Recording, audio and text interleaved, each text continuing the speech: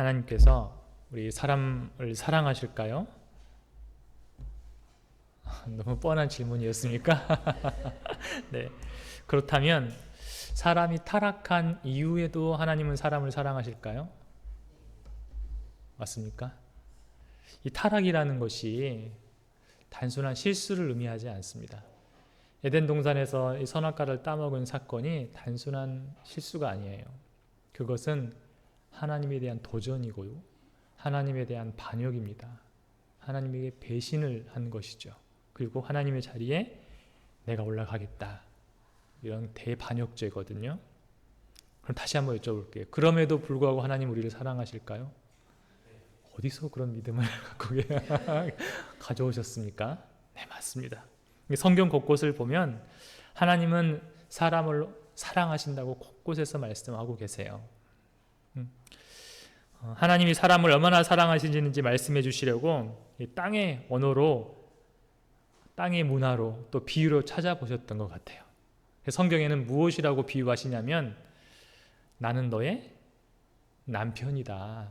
또 나는 너의 아버지다. 또 나는 너의 신랑이다. 이렇게 비유를 통해서 하나님 우리를 사랑하신다고 말씀하고 계십니다.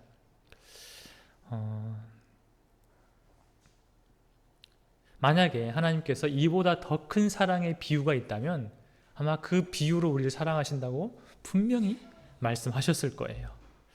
오늘 본문을 보니까 하나님께서 우리를 어떻게 사랑하신다고 말씀하신다고요? 남편이라고 말씀하신다고 하셨죠?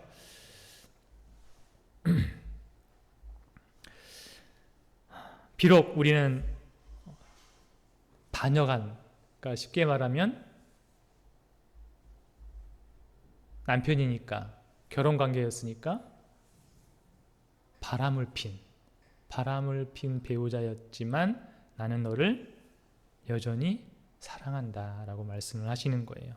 남편으로서 널 사랑한다. 이게 이사야 오늘 본문에 나와 있는 내용입니다. 신약에서도 마찬가지예요. 이 땅에 오신 하나님이 누구세요? 예수님이시죠.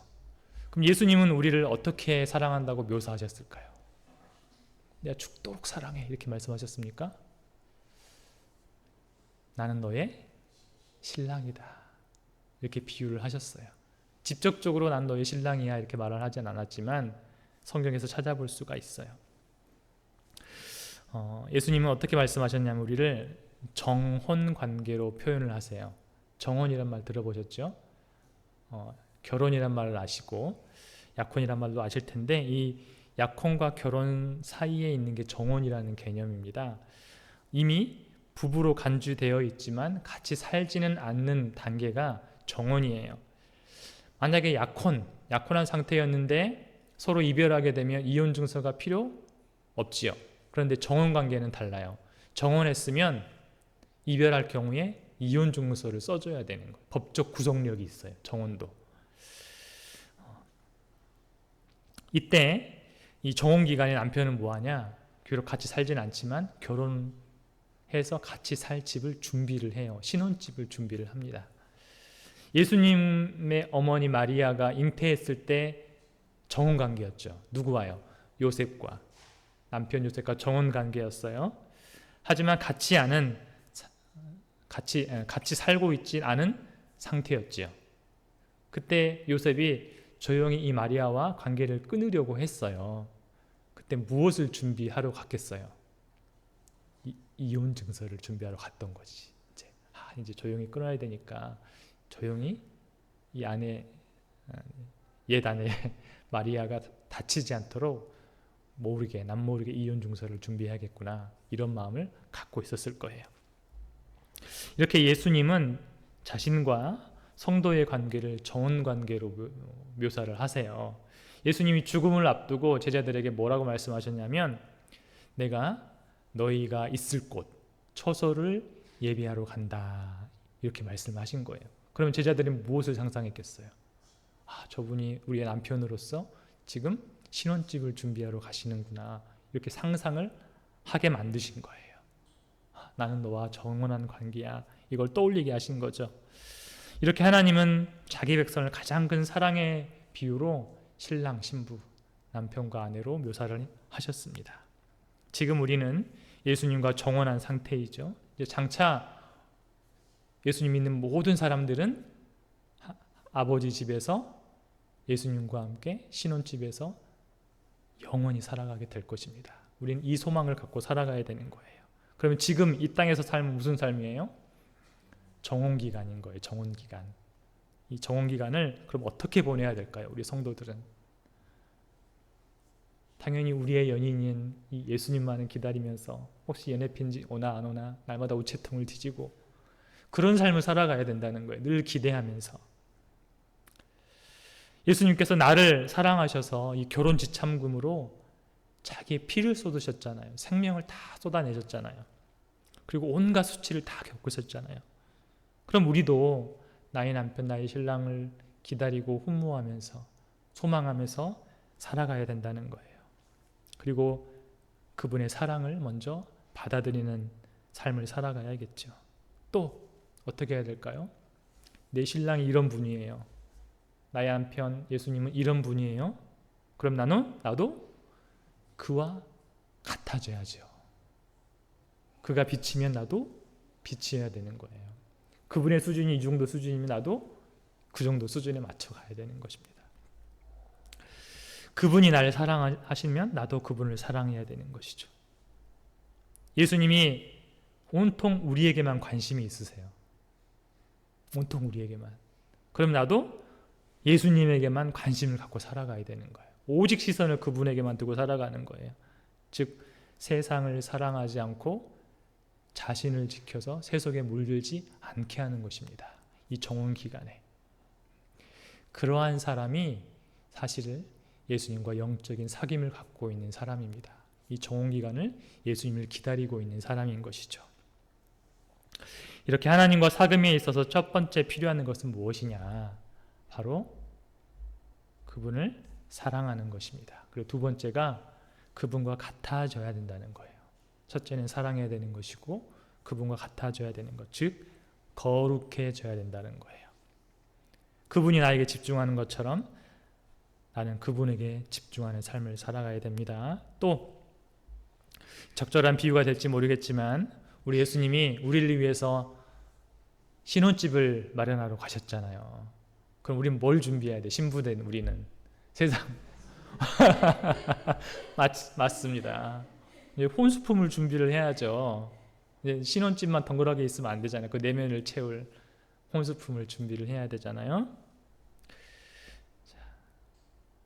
우리는 이제 삶의 열매를 만들어 가는 거예요. 주님 만날 때 요만큼 삶의 광주리 열매들을 잔뜩 안고 주님 맞이해야 되는 것이죠. 그래서 우리가 장차 천국에 가면 누가 주님을 더 많이 사랑했는지 알 수 있어요. 집이 가득 채워져 있으면 너 정말 예수님 많이 사랑했구나. 누구는 막 대저책, 이 천국에 대한 간증을 들어보면 내가 그 열매를 모은 만큼 집 크기가 커진다고 하잖아요. 주님이 뭐 이렇게 크게 지어주는 게 아니라 내가 그분을 위해서 일한 만큼 또 나의 상급만큼 집이 막 커져간다라고 하죠. 우리가 주님 이 사랑하는 일에는 경쟁해도 됩니다. 다른 허탄한 경쟁 필요 없지만 우리 사랑하는 일에 이 정혼 기간에 경쟁하면서 살아가도록 합시다. 나중에 후회하지 않도록 삶의 열매를 많이 맺자 그 말인 것입니다. 자, 우리가 계속해서 하나님과 친밀한 사귐을 유지하려면 경건한 삶이 필요해요. 거룩한 삶이 필요해요. 자신을 지켜서 아까 말씀드렸죠. 세속에 물들지 않게 해야 된다는 거예요. 세상신은 옆집 아저씨예요. 그러니까 세상신을 사랑하는 것은 바람 피는 것과 같아요. 그래서 우리는 거룩한 삶을 살아가야 됩니다. 기도 생활, 예배 생활, 말씀 생활만 중요한 것이 아니라 우리 삶 그 자체가 거룩해져야 된다는 것이죠. 그래서 야고보서 4장 8절에 보면 이렇게 말씀합니다. 함께 읽을까요? 하나님을 가까이 하라. 그리하면 너희를 가까이 하시리라.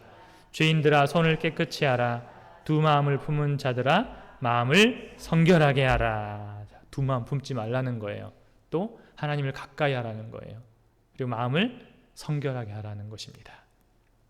그리고 야고보서 히브리서 12장 14절 한번 읽어볼까요? 모든 사람과 더불어 화평함과 거룩함을 따르라. 이것이 없이는 아무도 주를 보지 못하리라. 아멘. 거룩함이 없이는 아무도 주님을 뵐 수 없다고 하세요. 거룩함이 없이 장차 천국에서뿐만 아니라 이 땅에서 살아갈 때도 우리가 성결하지 않으면 주님을 느끼지 못한다는 것입니다. 경험하지 못한다는 거예요. 많은 사람들이 하나님을 만나고 싶어 해요. 경험하고 싶어 해요. 그런데 성경은 뭐라고 말씀하세요? 어떻게 경험할 수 있다고요? 거룩함으로, 성결함으로 하나님을 경험할 수 있다고 말씀합니다. 그래서 하나님과 친밀히 동행하는 일에는 반드시 우리의 성결한 삶이 필수입니다. 필요합니다. 우리 삶에서 나의 거룩함을 지키는 것, 성결함을 지키는 것 너무 중요합니다. 그래서 교회만 열심히 다니는 것, 그것보다 더 중요한 것은 무엇이다? 내 삶을 거룩하게 하는 것입니다. 그러면 어떻게 하면 성결하게 살 수 있을까요? 어떻게 하면 거룩하게 살 수 있을까요? 기도보다 더 어려워 이게. 말씀 묵상하는 것보다 더 어려워요. 거룩하고 성결하게 사는 것이 너무 어렵습니다. 날마다 회개의 삶을 살아가야 되죠. 회개와 성결함, 이거 정말 우리 힘으로 어렵습니다. 이럴 때는 어떻게 해야 되냐? 우리는 성결의 불을 구해야 되는 것입니다. 그것마저도 하나님께 도움을 구해야 된다는 것입니다. 성결의 불이 우리에게 임해야만 우리가 성결하게 살 수 있습니다. 쉽게 말하면 하나님께서 나를 만져주셔야만 내가 성결하게 살 수 있다는 거예요. 나의 의지 가지고 내일부터 거룩하게 살 거야, 성결하게 살 거야, 내 의지로 그렇게 각오를 하고 교회 밖을 떠나보세요. 바로 넘어지게 되어 있어요. 그러나 하나님이 만져주시면, 나에게 개입하시면 우리는 거룩하게 성결하게 살 수가 있습니다. 우리 성결에 있어서는 100번 노력을 해봐도, 인간적인 노력을 해봐도 늘 실패했다는 것을 역사적으로 볼 수 있어요. 많은 시도들이 있었어요. 그래서 종교가 만들어졌잖아요.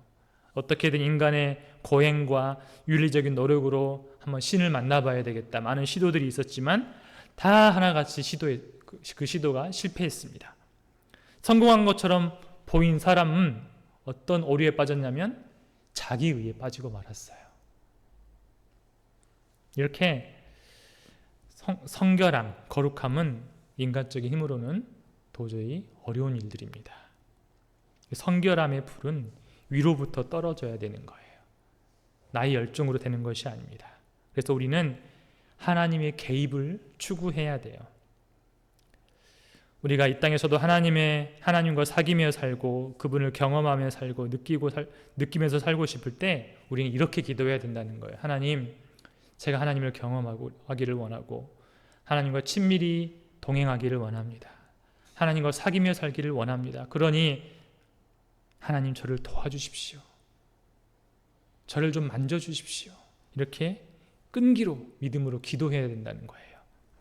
그래서 하나님이 만져주셔야만 내가 하나님과 같아져서, 예수님과 같아져서 그분과 사귈 수 있고 그분을 경험할 수 있게 된다는 거예요. 이렇게 하나님께서 우리를 만져주시면 이제 회개의 삶이 시작되는 거예요.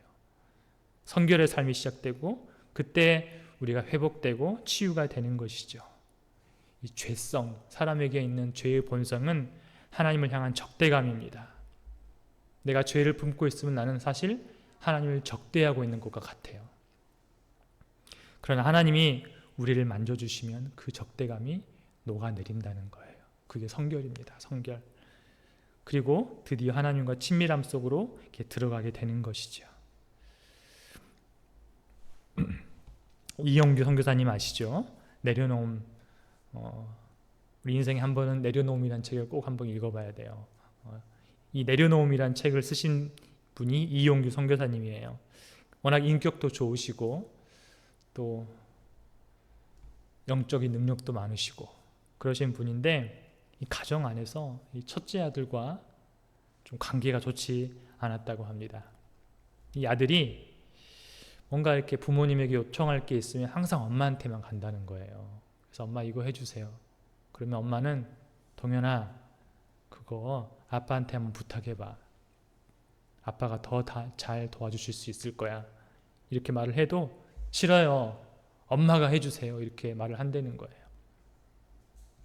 왜냐하면 이 아들은 아빠한테 부탁을 해봐야 안 들어주실 거야 라는 오해를 갖고 있었던 거예요.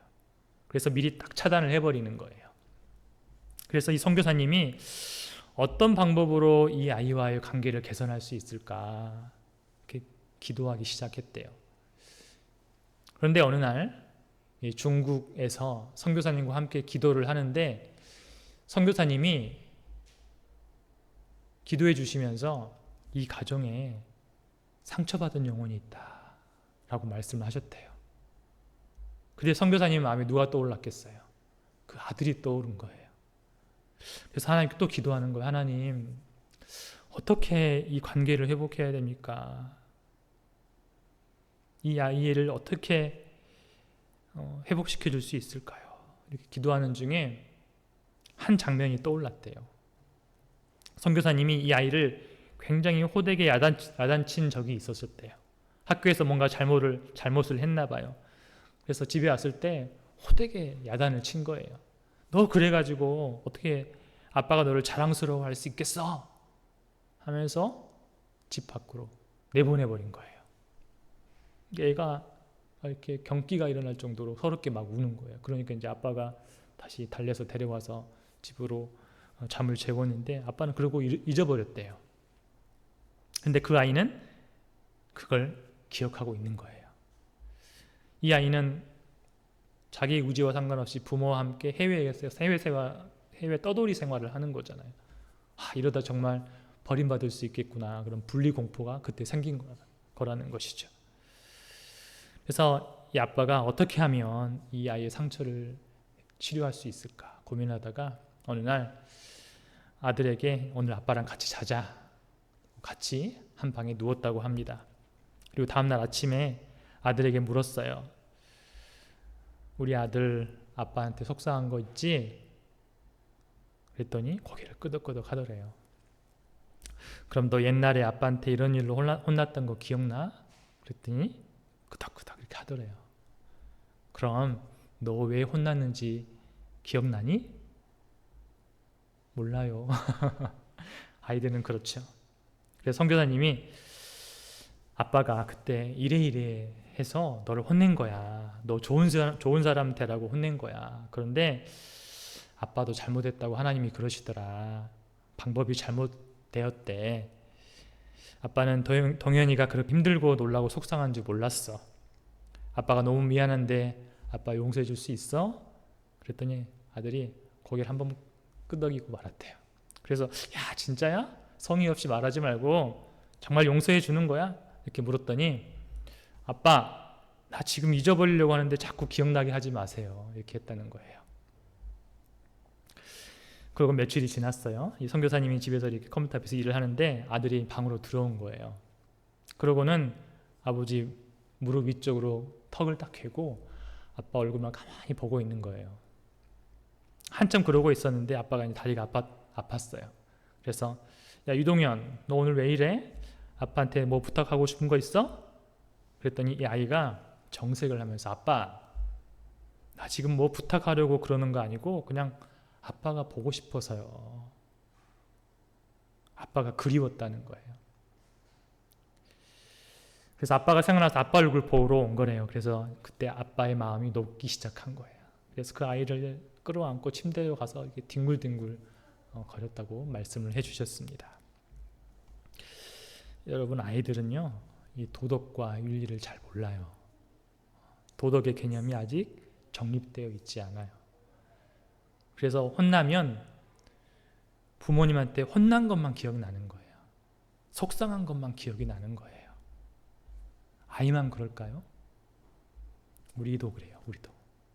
우리 성인도 마찬가지입니다. 우리는 하나님 앞에서 그렇더라고요. 입술로는 하나님께 잘못했다고 고백할 수 있어요. 그런데 우리 안에 하나님의 경륜에 대한 그런 율법이 정확하게 자리 잡고 있지 못해요. 그래서 뭔가 하나님께 혼나는 것 같은 느낌이 들면 나쁜 감정 그대로 남아있는 거예요. 하나님이 두려운 하나님으로 각인이 돼버리는 거예요. 이런 감정, 이런 감정이 머물러 있을 때 이것이 스스로 해결이 될까요? 내가 뿌리쳐야지 한다고 뿌리쳐 주실까요? 이 감정이 이제 점점 커져서 내 인격을 바꿀 지경이 되었을 때 그때 내가 자신을 돌이켜서 회개하려고 해도 회개가 되지 않는다라는 거예요. 그런데 하나님이 개입하시면 달라지죠. 하나님이 우리들의 마음을 부드럽게 만지시면 그때서야 우리의 잘못이 깨달아지는 거예요. 그러면서 자신의 어두운 감정이 녹아내리기 시작하는 것이죠.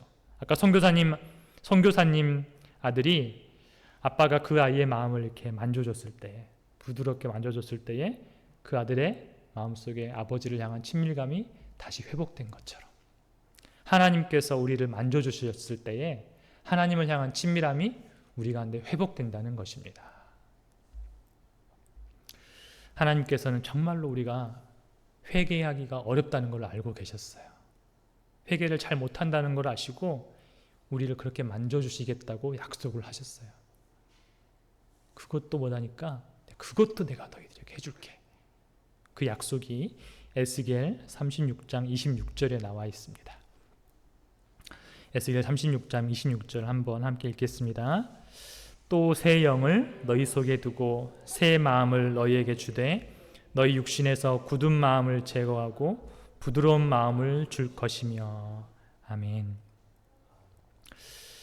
보세요. 하나님께서 친히 우리의 마음을 만지시고 또 어때요? 굳은 마음을 제거하고 부드러운 마음을 주시겠다고 말씀해 주세요. 또 25절 27절에는 우리 안에 하나님의 율법을 직접 새겨주시겠다고 말씀하세요. 우리 스스로 못 새기니까 하나님께 직접 하나님의 경륜을 새겨주시겠다고 말씀해 주셨습니다. 그렇게 하나님의 율법이, 하나님의 율례가 내 가슴에 새겨지면요, 이제 회개가 쉬워지는 거예요. 그게 내 삶의 기준이 되고 자연스럽게 그 기준을 따라서 살아가게 된다는 거예요. 그러고 나면 우리 안에 하나님과의 친밀감이 회복되는 것입니다. 그렇게 우리는 하나님의 만져주심으로 하나님과 사귐 안으로 이렇게 들어갈 수 있는 거예요. 우리 힘으로 되는 게 아니에요. 우리가 성결하게 돼서 하나님과 친밀히 사귀는 것, 이것조차도 하나님께서 만져주셔야만 된다는 것입니다. 그런데 하나님께서 이 약속을 이미 오래전에 이루어 주셨고 지금도 계속 이루어 가십니다. 2000년 전에 오순절 다락방에 성령이 오셨을 때에 사람들은 자연스럽게 회개했어요. 어찌할꼬 이렇게 회개하기 시작했어요. 그리고 지난 부흥의 시기를 한번 잘 보세요. 성령이 임한 곳곳마다 다 내가 어찌할꼬 하면서 자연스럽게 회개하고 그 완악한 마음들이 다 녹아져 내렸잖아요. 그래서 원수를 사랑하고 빚진 거 다 갚고 이런 삶이 시작되었다는 것입니다. 이제 우리도 그 역사를 이루어 가야 합니다. 하나님은 우리를 많이 사랑하세요. 우리가 다른 것에 관심을 갖고 있을 때도 하나님은 기다리시고 사랑해 주신다는 거예요. 오늘은 하나님의 부르심에 응답해서 하나님 한 분만 추구하는 기도의 시간이 되었으면 좋겠습니다. 하나님과 깊은 사귐 안으로 들어가서 하나님, 제 마음도 한번 만져주십시오. 저를 좀 회복시켜 주시고 저도 하나님과의 그 깊은 친밀함 안으로 들어가게 해주십시오. 이렇게 기도하는 시간이 되었으면 좋겠습니다.